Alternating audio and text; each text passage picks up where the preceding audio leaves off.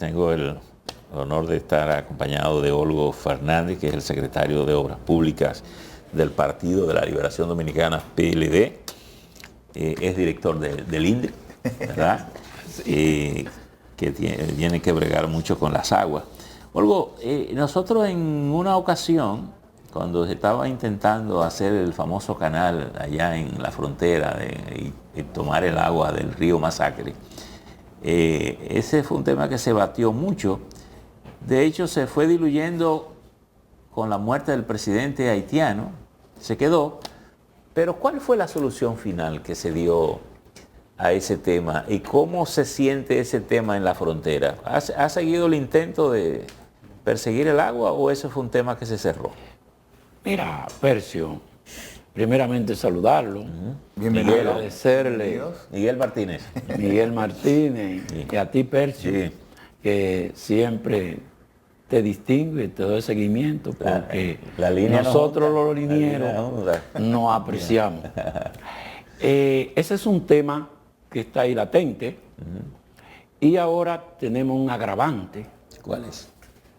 Que con el invento de la construcción del muro en esa franja de Dajabón, le hemos entregado alrededor de 4 o 5 kilómetros del río Masacre, que es auténticamente dominicano, a los haitianos. Ese es un tema importante, Olgo. Yo estuve en Dajabón hace un tiempo, atendiendo una invitación que nos hizo el presidente a un grupo que fuimos a ver el muro. Y fuimos a ver el muro con el ministro de Defensa, el presidente, en fin. Estuvimos allá en Loyola, tuvimos una conversación ahí en Loyola. Y parte de lo que se preguntó en ese momento era sobre el tema del área física, porque se había dicho que el muro estaba como cediendo una parte del territorio. Y las explicaciones que se daban es que el muro va a tener una carretera del otro lado del muro, pero en territorio dominicano, que permite la vigilancia militar permanente. Pero no solo eso, Percio. Desde que el territorio no se está cediendo, sigue siendo dominicano. Con el Tratado de Aranjuez, desde el 1929, esas pirámides, que es la forma de división territorial, existen ahí. Y no sé qué invento, qué genio del gobierno le sugirió ceder esa franja de terreno agrícola fértil, pero despojar. ¿Por qué cederla? ¿Por qué dice que bueno, el gobierno trazó lo que se llama la línea del muro, y al trazar la línea por donde ellos la trazaron, estamos cediendo esa franja del río y estamos cediendo ese territorio. Eso, lógicamente, se le ha reclamado al gobierno, los mismos agricultores despojados de su territorio, pero ante un gobierno sordo, indolente, argumentando que es una obra de seguridad nacional, que nosotros no negamos que es de seguridad nacional, pero ¿y por qué tú no la trazas por donde cruzan las pirámides? No, bueno, y así, ahí se nos dio una explicación, que fue la siguiente. Vamos a ver. Y parecía razonable. Por ejemplo, sí, porque yo fui con el ministro de Defensa del gobierno pasado, e incluso fuimos y miramos esas pirámides que se estaban restableciendo, porque algunas de ellas se habían o desaparecido, no sé. Pero decía la parte de la ingeniería que si el muro se hacía justo en la línea de la pirámide, un ciudadano haitiano se puede pegar de la pared y construir en la pared, porque él está en su territorio. Y que era necesario dejar un espacio entre la pirámide y la pared, que es una carretera que va a estar ahí, donde las fuerzas militares pueden, en vehículo, vigilar la seguridad. Incluso pregunté una cosa, que por qué no reforestábamos toda la franja. Y me dieron una explicación que me pareció razonable. Militarmente, me dijo, nosotros como militares necesitamos visibilidad. Todo eso está bien. Correcto, si lleno la línea, no, porque yo desde el punto de vista ecológico entiendo que estaría mucho más bonito, pero Lo que quiero decir es que en términos militares, la explicación que me dieron me pareció razonable. Si yo soy militar, necesito saber lo que se está moviendo allá y por tanto no puedo tapar la visibilidad. Percio, pero eso es razonable. Técnicamente es razonable. Ahora, ¿y por qué dejar 200 metros de la línea y no dejar 50? O dejar 30, 40 metros. 40 metros lineal. Estamos hablando de despejarte 50 metros de la pirámide. Tú estás dejando una franja que tú necesitas para las vías de tránsito 10 metros para tener 2 carriles. Carriles de 3 o 4 metros. Claro. Y todavía te quedan alrededor de 30 metros retirados de las pirámides. Tiene tu carretera de este lado, tiene una franja de 30. ¿Y por qué dejar 200 en un decreto de declaratoria de utilidad pública? Usted dice 200 a lo largo de la pirámide. A lo largo de la... O sea, en el caso del río que usted se refiere. Hay zonas donde el gobierno se retiró 200 metros de la línea de la pirámide. Y esa franja de terreno ya, aunque legalmente las pirámides continúan, pero las pirámides ya no son una fuente de retención para que el haitiano venga a cultivarte esa tierra. Porque después que construyan el muro, que lo terminen, todo lo que está de aquel lado, el río, y el río Masacre, a partir del momento que el gobierno cierre el muro en esa franja del río, el río va a desaparecer, porque ya ellos están metidos y nadie lo va a detener. Va el ejército dominicano a volar el muro para ir a despejarlo a ellos de ese territorio. No, porque se supone que si hay una carretera de circulación vehicular, la vigilancia militar se va a dar. Además, el muro tendrá puerta de entrada. Mira, Percio, este tema... Yo que soy de Dajabón y que conozco ese río desde donde nace, por asuntos técnicos, profesionales, que me ha tocado trabajarlo, el río Masacre va a desaparecer. La laguna de Saladillo, que es una reserva ecológica de este país, va a desaparecer. ¿Dónde nace el río?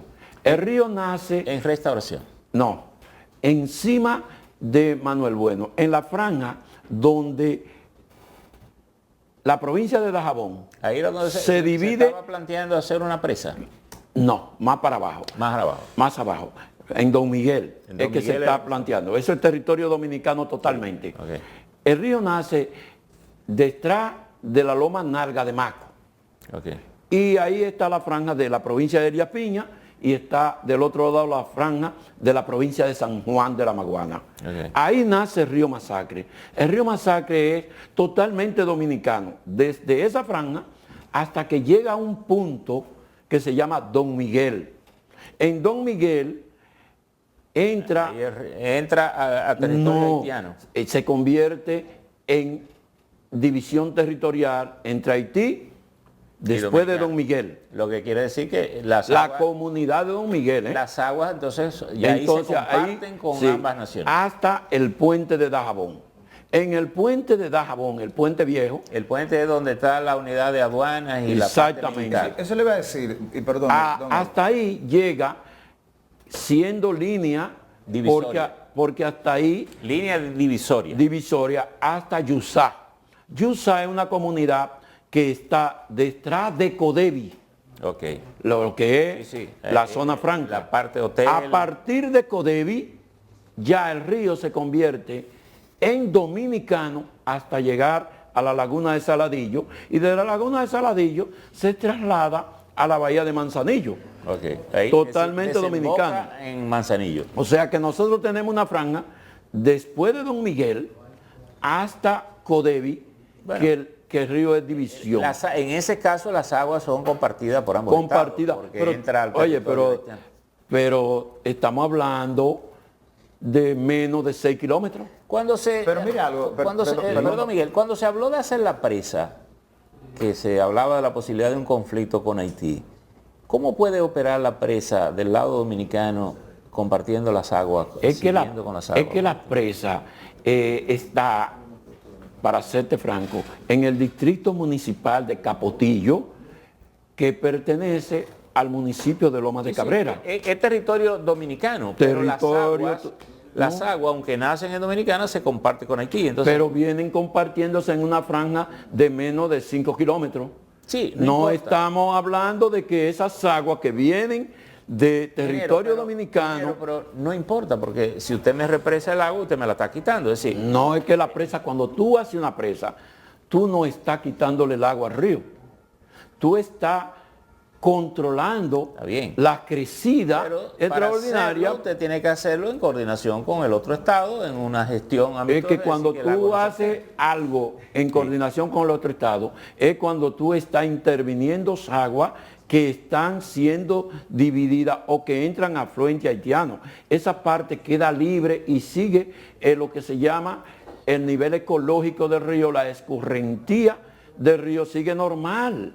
O sea, esa presa en nada va a afectar a Haití. Ahí no es que ellos tienen el alegato de reclamación, porque cuántas presas, ahora mismo el gobierno dominicano está interviniendo la presa de Macasía, aquí en los lados de Elías Piña, Pedro Santana, y esas aguas van al río Haití Bonito, y el río Haití Bonito se convierte en río binacional, y ese es todavía mucho más reclamante. La presa de Haití Bonito es más compleja. Es más compleja porque el Haití Bonito es un río que abastece la única presa importante que tiene Haití. O sea que ese río termina siendo una fuente de abastecimiento de agua de Haití, porque desemboca en bahías haitianas. Entonces, ese sí es un afluente, o sea, ecológico,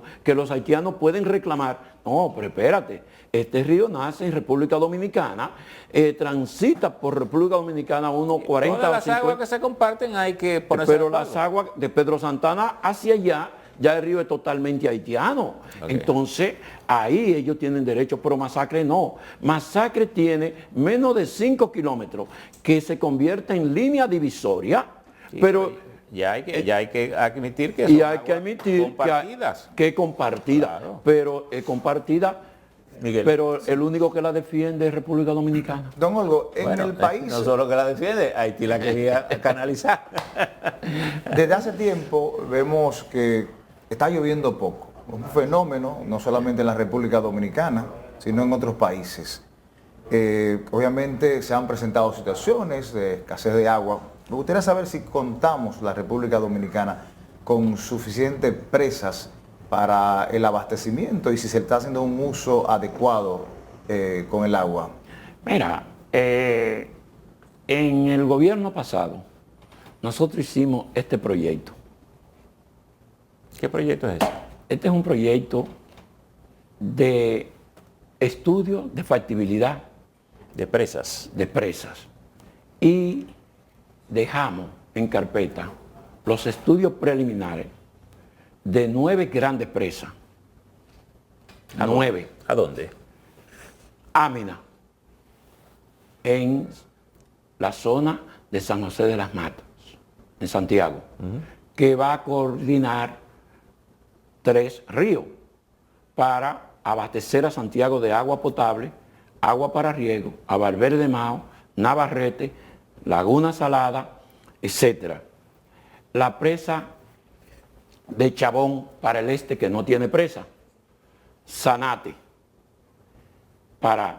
y la presa de 2 presas encima de Tavera y Bao, para controlar. Ese es como un contraembalse casi. Esos son contraembalses para controlar la sedimentación De la presa. Tavera y Bao. O sea, estamos hablando en el río Yásica, aquí en Puerto Plata, la presa de Yásica. Y así íbamos programando esas grandes presas. La presa de Don Miguel, que tú hablas, en el río Masacre, que es una presa totalmente dominicana para garantizar agua potable para la provincia de Dajabón, que con el tiempo la única agua segura que tiene la provincia de Dajabón es el agua del río Masacre, que es su fuente principal, porque el acueducto de la línea noroeste está principalmente bajo responsabilidad de la provincia de Valverde y la provincia de Montecristi. El agua que se recibe de Dajabón se alimenta desde el acueducto tiene un metro asignado, tiene un metro, de los 3 metros del acueducto, tiene un metro asignado para Dajabón, pero ese metro nunca le llega, porque es interceptado en el tránsito por las comunidades de la provincia Valverde y la provincia de Montecristi. Ingeniero, ¿se tiene idea de cuánto implicaría esa inversión de 9 presas en el país? Sí, nosotros dejamos un estipulado y le dejamos un plan al gobierno, porque como tú sabrás, el gobierno del PLD de Danilo Medina intervino a Sabanayegua, que se completó esa presa que era incompleta, se le hizo todas las obras complementarias y se rehabilitó Sabanayegua. Se hizo la presa de las Dos Bocas en Vallejuelo, arriba de San Juan. Se hizo la presa de La Piña en Dajabón. Se intervino grandes reservorios de presa como Evanesa en Canachapetón. Y se hicieron una serie se hizo la presa de Paramasola, se completó la presa de Paramasola, allá en Carrera de Yegua. O sea, que el gobierno pasado inició la presa de Montegrande, que era un hito, porque es importante, Percio, saber qué ha pasado con Montegrande, porque la gente habla que Montegrande tiene 20 años. No. ¿Por qué no se terminó de construir en su gestión? Mire, si ustedes me permiten, mira, yo estoy haciendo un informe, escribiendo un informe sobre la verdad de Montegrande. Montegrande fue un proyecto que se ideó desde el 2000, pero vino a ser proyecto en libro en el 2010, que se planteó el programa, se firmó un convenio con la empresa constructora y se gestionó un préstamo a Brasil. Pero ese préstamo nunca se desembolsó. Ese préstamo quedó en letra muerta. Eso se vio afectado por el escándalo en el 16, cuando surgieron los problemas con Brasil. Y el gobierno del presidente Medina tuvo el coraje El tiempo se nos ha terminado, pero quería preguntarle brevemente. ¿Usted está aspirando a una elección? Percio, estoy aspirando a que el PLD y Abel Martínez ganen las elecciones. Estoy aspirando a que el PLD vuelva al gobierno para que le devuelva el derecho de vivir de los dominicanos, que este gobierno se lo ha quitado. ¿Cómo se siente la zona fronteriza finalmente? Deprimida. ¿Deprimida? Totalmente deprimida, porque tú no encuentras, Percio, en ninguna de las provincias fronterizas una obra insigne que este gobierno le haya prometido que la esté interviniendo, que no sea el muro. Pero ¿y lo de Manzanillo no va a tener un impacto? Es que lo de Manzanillo el gobierno no es que está invirtiendo. Bueno, pero hay una iniciativa privada. Ese es un proyecto del gobierno del PLD que lo dejó todo licitado, encaminado y el sector privado, lógicamente, está aprovechando los fideicomisos, está aprovechando las facilidades que el gobierno le dejó establecidas y lo están implementando. Pero este gobierno no puede decir que esas son improntas de él, porque improntas tuyas son cuando tú verdaderamente impulsa un proyecto. Gracias. Ahora, que diga el gobierno y que digan los funcionarios del gobierno, ¿sabe cuál es la inversión que el gobierno está haciendo en la frontera? Comprando dirigentes, comprando alcaldes, comprando diputados, comprando senadores. Esa sí es una inversión que está a la luz del día del gobierno. Gracias por estar aquí con nosotros, señora. Ha sido la intervención del ingeniero Olgo Fernández. Gracias a ustedes general de Obras y esperando que nos ayuden a ver si el gobierno se acuerda de la línea fronteriza dominicana. Bueno. Vamos a una pausa, venimos con más.